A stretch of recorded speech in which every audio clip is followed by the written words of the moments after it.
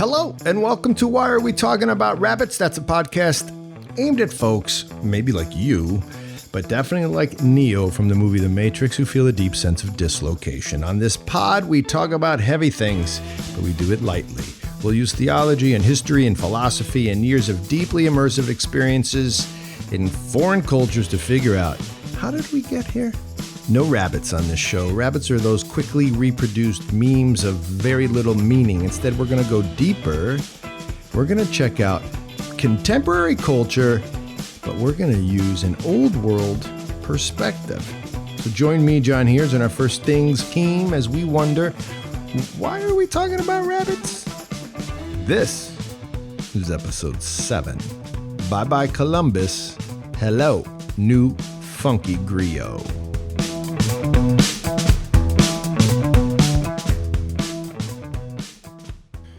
So, I'm here today to start the podcast with 2 guests, but I'm related to them, which sometimes makes them feel less like a guest and more like older women living in my house, sharing my genes. Hey guys, say hi to Nico and Georgia. Come say hi, Georgia and Nico. What an intro. Hello. Yeah, so Nico, you're 18. Yes. You're going to have to speak closer to the microphone. Okay, sorry. You're 18, and you're on your way to the University of South Carolina to study education and dance. Is that right? That is correct. And Georgia, you're 21, and you're at Oberlin studying music. You're a singer. Yes, I am. Hi. And the two of you together, you have brain power on this issue of what is history. Is that right? Could you say anything about that in your 18 years, Nico? Anything about history? What is it? It's like a book of our past. So would you say that history is something that feels really necessary to you? That's what we're going to try to figure out today. Yeah, I would say it's necessary, but there's how you interpret it is almost more important. Do you think when you look at me, because we're really close in our studio here, and you guys said the studio smells badly, that was hurtful. Open a window. I don't really understand that. I'm just sitting in here and doing work, so that's bad news for me. But Georgia, when you see me, you're looking at your history, right? That's interesting. Yeah, I guess in a way. Do you feel that way? Like, Nico, you're really looking at me askance right now, like I'm bothering you. No. But I am your past. Yeah, pretty much. Yeah, basically. How do you feel about that? Do you feel like you want to be free of your past / me? Not free of it. I want to be associated as my own self, though. You want to start your own history. Yeah. But what if in the old world, and we'll talk about this when you guys leave, which is soon, because I got to talk to this crowd, but what if you never can get free? How does that make you feel? You'll always be me and mom. Yeah, that's an interesting question. I think in relation to, today's events of like this revision of history, right? Or I don't really see it as a revision of history. I see it as a revision of a really specific narrative. Well, that's interesting. We're going to get into that today. Was someone taught you that at Oberlin? Partially at Oberlin, probably in high school too. It's interesting. And so this is a new narrative, a replacement of an old narrative. Is this like people getting free of their dad or their mom and trying to write it for themselves? Do you guys see it like that? It's a bit of a, what's the word? Not, It's like a brainwashing? No? Like Columbus just got torn down. Like, is it like Columbus he's a sucky relative of ours. Let's forget him. No, I don't see it as forgetting at all. I think it's actually remembering things that, we're taught to forget often. But last night, the Chicago mayor in the night took down the Columbus statue. Yeah. Because he was like a bad relative that we want to forget? Or Because, well, I see... are we going to put something new there? I think it's interesting, possibly, but I see statues as a form of reverence, as a form of celebrating a certain, thing or whatever that person... It's a representation of that person, what that person represented. And so I think it would make sense, not to revere... Columbus, in my opinion, but just in a more general form. Because he was a racist. Or because, he raped and pillaged. I don't know if he actually raped anyone, but he definitely allowed that to happen. Do you guys think he was like getting busy? Most likely. I do. 100%, I would say. He was the raper. There are accounts. But I think it's not even on an individual. It's part of what he stands for, right? Because that statue isn't actually him. It's a representation. It's a physical representation of him and all that he stands for, and so yes, what he's standing for is much bigger than what Columbus did in his day and age. It's what got it colonization. So he's He's a manifestation. And he had to come down. So you guys aren't upset that he came down from that Chicago circle? No.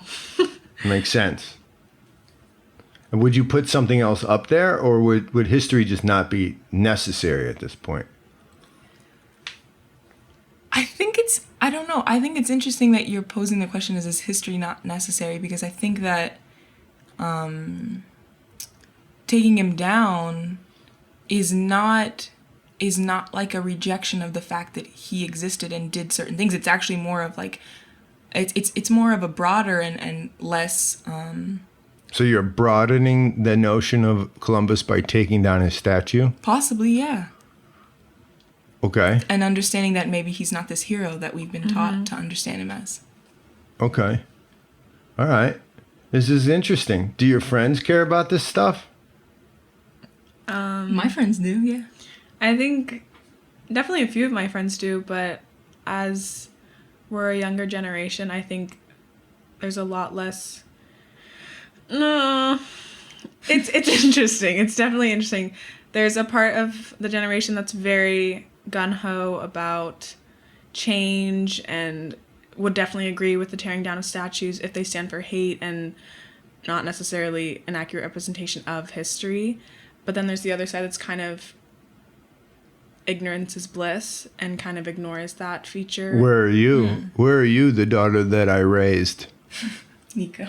I definitely... Are you a bliss person? I was for a while. I did not want to... I don't like to stir the pot or start drama. But, I mean, it's not drama. It's facts. And I think that now that I'm more aware of what's happening, I definitely would say I'm more gung-ho with change. I've noticed. Well, your mom and I still love you guys since COVID started. Are you ready to leave the house because of COVID? Because you've had enough of us. You guys seem like you really like it here. I love you guys. I love being home. I love I feel you like too, you're maybe more ready for us to leave. What if you left? Would you be sad? I don't think Mom and Dad would be sad. All right, let's say goodbye. But you guys, all right. So I just wanted people to hear that before... Well, as we talk about this conversation, thank you for coming, girls. Any last words to the Rabbits crew out there who are listening? Hey, everybody. Thanks for tuning in. Thanks for having us on this conversation, Papa. I want to say... Are you glad you did it? Yeah, I am, because we were reluctant at first, but then I realized, thank you, Papa, for always wanting to have open dialogue. It's really important, I think. Yeah, I think that's part of this show, part of this podcast. Okay, we'll get back to you guys. I'm sure when we talk about other things in the course of the next... what do you think I'll live for? Like 20 more years? Oh my gosh. I'm saying a good 15. 15? Yeah. Then that's it. Okay. All right. No, forever. Forever. Whoa. Hey, did you take the lightometer test, Nico? You didn't, did you? Georgia did. She's an 11, but I think that was you're under duress. Because I was sitting right here with you. I was listening to the podcast on my drive home, and I was having trouble keeping count while driving. You couldn't do the math? No, there was a certain point, I think I got to like one of the last questions, and I kind of forgot all my previous answers. So as a ballet dancer, math's not your thing? Okay, yeah. Oh, all right. Take care. Thanks for coming, guys. And we'll keep going. Little by little, the Heers girls, at least 2 of them out of the 4, say hello and goodbye. Take care, guys. Thanks for having us. All right. Thank you, ladies. Those are my chicks, 2 youngest anyway. Maybe we bring the 2 older ones on. That'll get fiery. That'll get hot. But today we heard from the girls. Now it's time to do some history. What is history? One thing we see this week that it's relevant, because in Chicago they took down Columbus's statue in the middle of the night, which tells you that if they took it down in the middle of the day, it might have been a problem, which means that history, because Columbus is dead, it means history is alive. Why should this all be so important? History matters, but what is it? Let's figure it out today. And I'm going to start with a quick experience from West Africa. It's a cool experience. It's about these cats called griots. So a griot is a storyteller. It's a historian, truthfully. I want you to picture 3 guys. These are the guys I saw. They came to the village I lived in when I was serving in Peace Corps in Mali. They came, about 3 times in a year and a half. They would come bare-chested mostly. They had these cool boots, well, at least the lead singer did, these cool like moccasin boots that went up to his knees, kind of like, I don't know, they were like fastened with like these cool twines. And then they had on a headdress, well, the lead singer did. Then the drummers, like one guy smoked while he drummed, but he drummed like WAWTAR. It was so good. And these 3 guys would show up and they would sing. I want you to think of like a 3-day event. They would come on Friday and there was a big party. Then on Saturday, after prayers, then there was a big party on Saturday, big party on Sunday. And these guys were the entertainers and they literally told stories. And all 3 times they told one story, the story of Simba and Mufasa. Not really, but yes. This was the story of Sundiata and Sumata, because the Lion King is the story of an actual king from the Malinke ethnic group in the 1200s. It's a real story. Sundiata is the king who actually in the Lion King is Simba, who slays Mufasa, who in the actual history is Sumata. And when he does that, he regains his throne. This is all happening in the 1200s. And I heard him sing this story for 3 days at a time. The griots were so good at it. All the kids would sing along by the end of the weekend, right? And here's the really interesting part. At the end of the weekend, everyone got together at desks and then they took a test on a bubble sheet and made sure that they knew exactly the year that Mufasa was slayed by Sundiata. No, they didn't do that. That would be dumb. They did not take a test at the end of the weekend. They just all walked off to go do their work, singing the songs of the Malinke people. Oh, that's them. And what was it all for? It was to learn who they were. So the first thing from this story that I think we should remember is that history is important enough to spend a whole weekend, actually a whole bunch of weekends every year, just doing history. In the old world, people do history. And the second thing is none of that, because there were no bubble sheets, was about facts. At least history was not about facts before the Enlightenment, the light people. History was never about filling in bubbles on an exam. It took the light person revolution. That's the thing we keep talking about on the show. It took that revolution to introduce history as something to do with facts, right? You see, the light person revolution did something really unique. It told humans, like me and you, and at the time, it was almost only white or light-skinned humans that bought this story. And it's pretty much everybody now. So it told humans that history, it isn't real if it's not backed up by facts. See, in the old world, history didn't need facts. What it needed was the truth about the being, the ontology of the people who were singing the songs. It was about identity and personhood. It was about which soul you inherited. Oh, I'm like Sanjata. It was about which spirit you command, which body you locomote, which mind you apply. All of them inherited from the story itself. For old worlders, history was epistemology. It was how you knew what you knew. And, right, it was the tried and true way to know about truth. Now, history is fact recall. History before the light people was a thing done by the cult for the people of the cult so that they might know who they were. Today, fact recall. Your grandpa's stories about life weren't about his life in the old world. They were about yours. They were stories about you. That's weird because, wait, how could he know? He is you. You have assumed him on some level. The words, right, were about you from a previous life, grandpa's life. His stories, right, told you about the life in you, the life bequeathed to you, and by all those who came before you. Light people changed that. They changed a lot of stuff that all goes along with it, right? Right? They changed the study of the human soul from something akin to prayer into something we now call psychology. Psyche in Greek means soul. Psychology, the study of the soul. The light people did the same thing with the body and how we know the body. They used reason and turned holistic medicine into physiology and then cut it into cardiology and ophthalmology and gastroenterology. And well, you get the picture.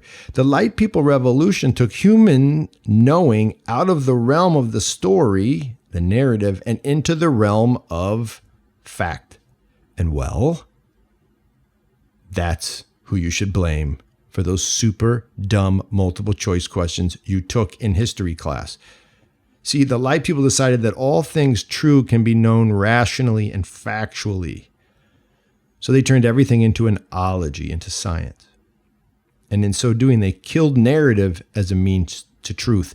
Every year, when I was a teacher full time, I asked kids in their senior year, hey, which class, which series of disciplines, English, history, math, science, in which class did you learn about truth? Now, I can tell you what the answer was for kids in the old world. History. 95% of all kids today say math or science. They all said it. Every year at the end of the year, I'd say, where did you learn about truth? You think it was English class? No. History? Yeah, right. Math and science. So what does all this mean? That they killed narrative as a means to truth. It's very serious business. Have you heard about information theory? It's the notion that the single most essential building block of reality is information. Information is reality. And information is transmitted by, what do you think? Language. Not facts, language.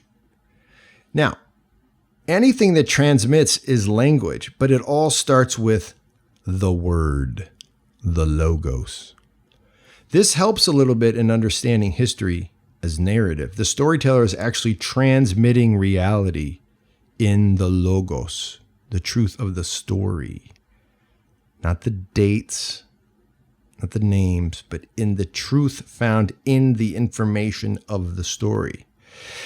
But that's confusing. Not really, but it's somewhat confusing. Maybe we need another way to think of that. So here's a question for you. This will help.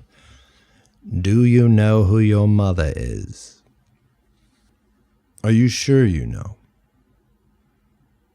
Do you recall clearly the things that would give you assurance that you know who your mother is?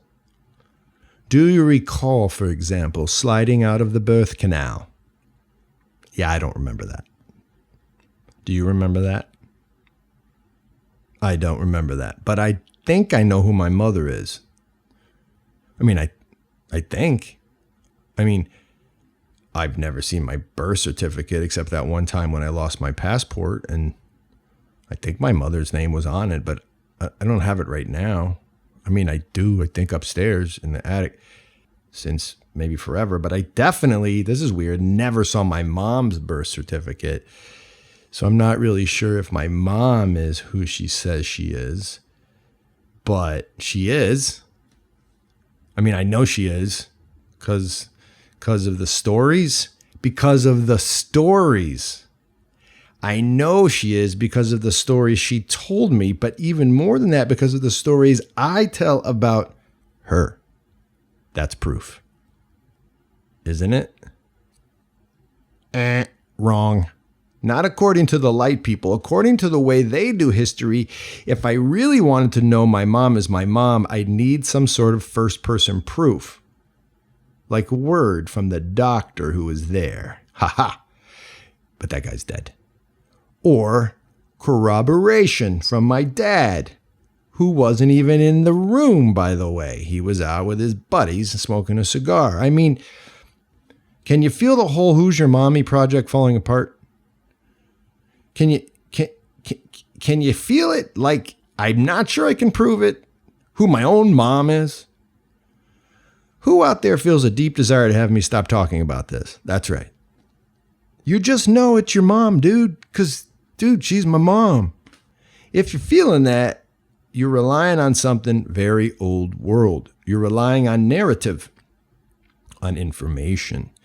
A unique narrative told by people you trust and honor, and who you hold in esteem. And in your mind, their words transmitted to you are truth. And you believe it despite the evidence or the lack thereof. You are relying on your people to transmit reality. You're relying on your cult, the culture of your family, and all of it to transmit the truth about who you are. And that is what history was before the light people changed it. History was logos, the word sent into the world as truth. History was psychology, physiology, cardiology, ophthalmology, and all of it wrapped into one. It was just the way you knew. And there were many histories, sure. Each one handed down cult by cult, family by family, language by language. But each knew, right?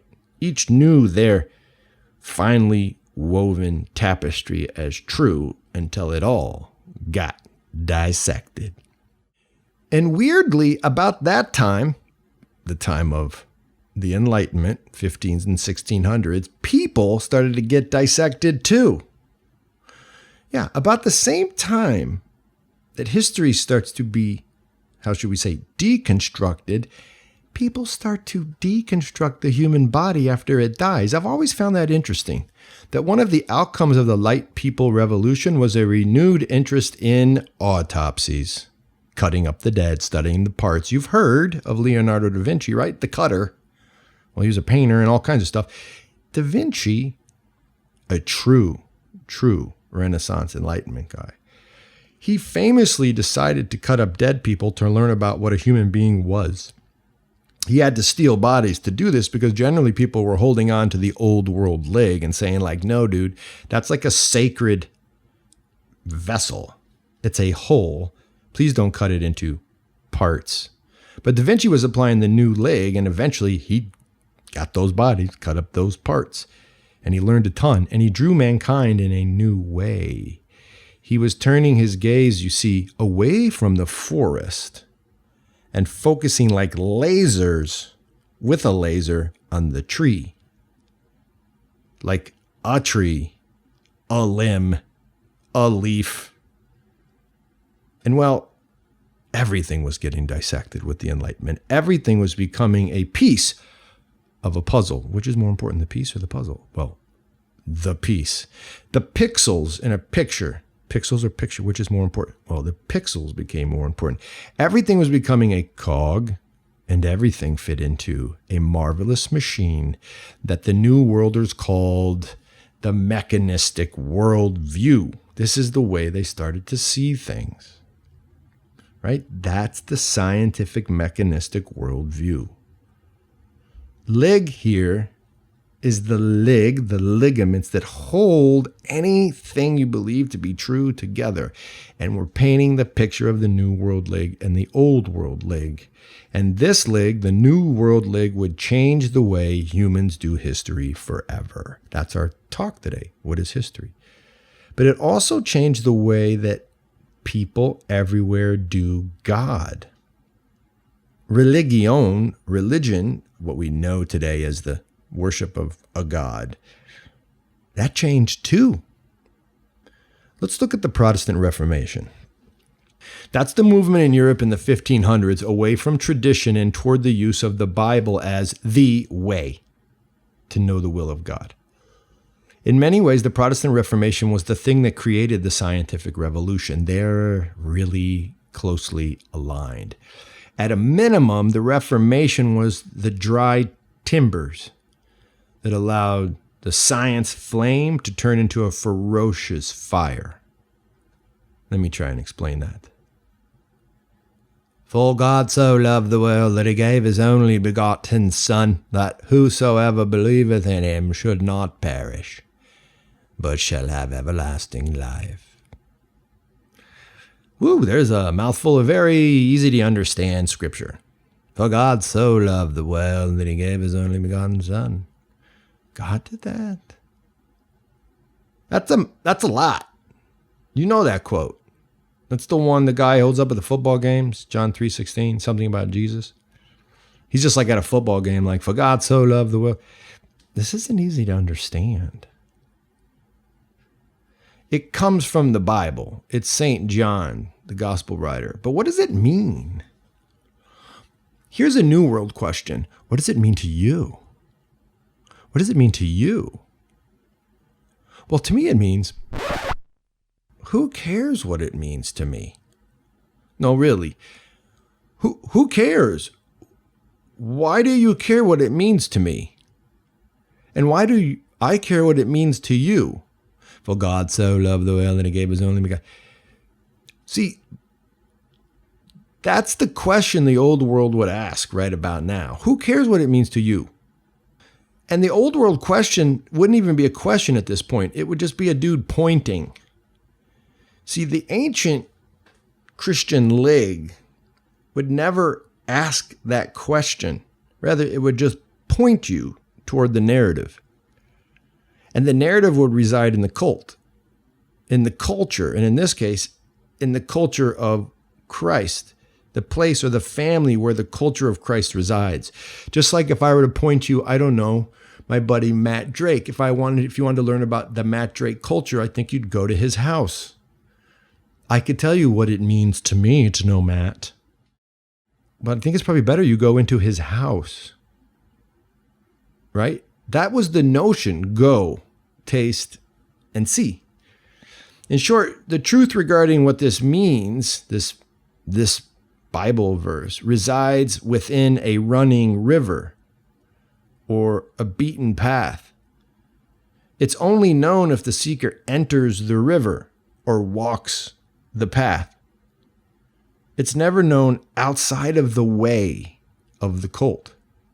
The way of the culture. That was the original name of those who followed Christ, by the way. The followers of the way. The way was the thing you entered in order to imbibe and experience Christ. Aha! Baptism. You see? You had to join. You had to be initiated. The culture of Christ was the only way into the mysteries of Christ for the early Christians. And lots of Christians have felt this way since. But after the Protestant Reformation, lots and lots of Christians got rid of that thinking. See, the Protestant Reformation and lots of Catholic theology too, it changed this. It did. And if I could, I'd like to tell you a story that illustrates just how they did it. How things changed with the new world. how Protestant reformers are co-authors of the New World, right? Who's their buddy writer? Well, the deists and the atheists of the secular world. They work together. Remember, our goal is to understand how the meaning of history has changed, and it has changed ever since the Light People Revolution. So here's a story. It's really more like a scenario, and you're in it. You ready? This is going to help us understand and illustrate how history changed, and especially regarding religious history and the Protestant Reformation. Picture a family. Let's call them the Jack and Jenny Jones family. The Jack and Jenny Jones family. They're a big family. Let's say they live like in Philly. All right. And let's say you visit them one day. But it's a special day in Philly. That day at the Jack and Jones family, it's a big day. See, the day you visit, they're throwing what they call the Big Pig Day party. It's a cookout. And it's a dance-off. All in one. The Big Pig Day party. At the party, you notice that all the events are sort of regulated. And they're unique. At the dinner, there's a toast that is told by the oldest female. She toasts to tasty fat. And at the beginning of her toast, she says, "It's bacon, but it's better." And she says it like that. And you're like, what'd she say? "It's bacon, but it's better." You're thinking, I think she said butter, but then it might be better. "It's bacon, but it's butter." Right after that, a young son of the Jones clan approaches the pig on the spit and spins it 3 times.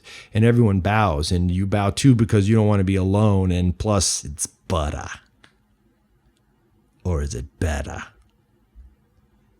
The party continues, and a book is brought out. And in it, there's pictures of the Jones family farming community going all the way back and all of their best pork meals. And there's stories upon stories of Jack and Jenny Jones' relatives, a huge section on a side gig they call Little Pig Day, and a big bound book on how to make the party eternal. What a book. Look at that thing. And you ask, hey, can I get a copy of that book? And they give you a copy, but it's a pamphlet. And you read it. And on page 5, sitting there at that party, really enjoying yourself, you see there's a tome to how life is full of tasty fat. And then you hear a bell. It's rung after a short recitation from that very book, and the pig is turned again, this time by a young woman in overalls. And the toasts continue. And there's a crazy cool vibe, and it's weird. And the conversations are amazing. And then the dancing starts. And it's a weird Brazilian mamba feel. And it evokes joy. And you don't want to ever leave. But eventually the party ends. And you go home, pamphlet in hand. And you think it was the weirdest, best party ever. And you write about it in a blog. And then a newspaper loves it and picks it up and publishes your blog. And you get a phone call the next day. And it's from Jack and Jenny. And they loved your article except for all the stuff that you got wrong. You say, no, I didn't get it wrong. I was there. I have the book right here. It says that fat is all about living life to the fullest. And they say, yeah, no, that's just part of it. There's a lot more that you left out. And you say, but I have the book. I was reading it right here. I was hoping to write my own book, actually, about your incredible party, and I really would love you to cooperate. And they say, why don't you come and stay with us for a while? And you say, well, how long? Because I have a job, and plus it's kind of far. And they're like, well, why don't you please don't write about us anymore? And you say, but why not? I want to share what's in here. And I've done all the research. I'll come to the parties when I can. I'm an expert. But really, are you an expert? Really? In the old world, you're not an expert. But not because you don't have the knowledge. It's because you haven't joined the family. You've just come to memorize the book. But you're not living it. And you can't live it. It's not accessible to you unless you join the family, like change your last name. Your writing about the Sacred Pig Party text will actually, in the end, destroy the pig party and the narrative. See, unless you're standing in the rushing waters of their lived tradition, you're going to screw it up. You should go live with Jack and Jenny for a while, like a long time. So what does this have to do with the Protestant Reformation? The Protestant Reformation was an experiment.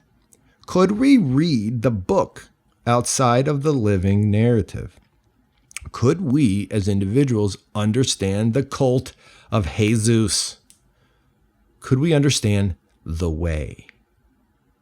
Could we do this without grafting ourselves to the tradition, to the narrative? Could we do like Descartes and think it out? Could we bubble sheet the right answers? Luther and his buddies, they bet yes. The Orthodox East and most of the Catholic West bet, oh no, you will not do that and you will lose. The New World took the bet. The Old World said, I wouldn't do that. Well, I don't think I know precisely if Protestant reformers mess stuff up, but I can say this on this pod, which is what this pod is about. And thanks for tuning in, by the way. I mean it. Their experiment was part of something new. Their experiment bet on the human mind as the plug-in necessary to know the God-man Jesus. That's a lot of stuff. The God-man Jesus? Yeah, they bet on the human mind. And I can say that was a new world thing. Sola Scriptura, Scripture alone, that's a very new world kind of thing. And if you notice, the Protestant worldview has, at least until the last 70 years or so, if you look at history, the Protestant worldview has been a really good partner with the New World Atheistic Light People League. These two leagues, legions, thing, worldviews, I mean, they go together. They got along pretty well from 1776 until 1966. All right, around there. The 60s were crazy, right? Things started to fray in the 60s. Baby boomers questioned the Protestant part of their existence. They rejected their parents' religion. Catholics, too. The Protestant wrapper was being torn off, and the atheistic secular core of our American founding was being exposed. And as this happens, and it still happens today, you can see the narrative of the Protestant Reformation is giving way to a new narrative, a new statue. That's the Columbus thing. That's the tearing down of Jefferson's statue. The statues are the narrative made flesh. They are the things that American griots, the American storytellers, secularists and Protestants alike, both of them, the American storytellers, they were together from the beginning. Those American griots left behind their big weekend of singing and dancing. What did they leave behind during that big weekend, which was really 150 years of weekends? What did the American griot leave behind? They left behind the statues you see all around us. And those statues represent our nature as Americans. They're like mirrors, but they're cracked. Like actually cracked. We can't see ourselves in them anymore, and they have to come down because our new narrative, our new leg must go up. And the weird thing is that the new leg seems to be rejecting both the Protestant Christian leg and the light people leg. At the same time, they're being rejected by whatever is coming next. And that makes sense to me because those legs, the Protestant League and the American New World League, they're fraternal twins, born minutes apart of the same mother, destined to overthrow the old order. But what will the new storytellers sing about next? What dance will the new griots perform? What statues will they leave behind? Because they will. no culture fails to build statues. Whatever the dance is, I sure hope it retains some of the old world approach to history. It probably won't. But it would be cool. I mean, how cool would it be if history was done more like it was done before the Light People Revolution? Just think about it. History class would never have a bubble sheet exam, so you didn't have to do that. A class would actually look more like a reality show reveal, like, dun dun dun, hey kids, want to see yourselves in the mirror? Want to see what you look like? Take a peek. Here's Columbus with his racist attitudes and his dedication to detail, his unique ability to smudge the truth, and his crazy courage in the face of a murderous ocean. See that stuff? He's you. Look, he's all of us. Shall we dance? History would be done by griots, cool teacher guys in bare chests. Let's go with that. Or teacher ladies with like beautiful dresses, and they would all be singing the truth about who we are into the souls of the progeny we call Americans. Let's do that. I don't think it's going to happen. But who knows? Sheni's Gagi Marjos to everybody out there. That's a toast. That means to you the victory. It's often said at a KP table in Georgia. That is our pod for today. Thanks for coming along. Thanks to my kids, 2 of them anyway, for showing up. Nico in Georgia. Look for some guests, I don't know, that are older than 21 coming up. That'd be cool. But I love those chicks. Thanks for coming on. WAWTAR is produced by Andrew Schwark and Daniel Paternos. Our pod is brought to you by the creators of First Things Foundation, a nonprofit that lives and works in some of the world's most impoverished places. We immerse in order to create momentum for local change makers, folks we call impresarios. We facilitate their vision of a better life. Share WAWTAR with friends. Hit us up with solid reviews on iTunes and everywhere you get your podcast. Your love for us allows us to love and serve others. So, nachvam dis, hasta luego, con bufo, au revoir, and peace out.